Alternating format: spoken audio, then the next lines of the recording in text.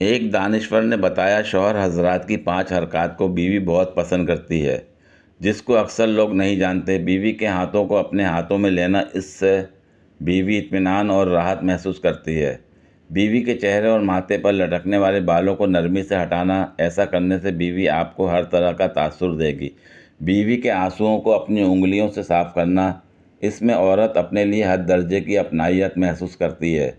बीवी को ये कहना कि मुझे आपसे मोहब्बत है, आई लव यू, हत्ता कि बीवी को गुस्से की हालत में भी यही कहें। यह कहने से बीवी में आपके लिए लव फीलिंग्स पैदा होंगी और मुमकिन है वो भी आपसे ऐसे ही कलमात का तबादला ख्याल करे।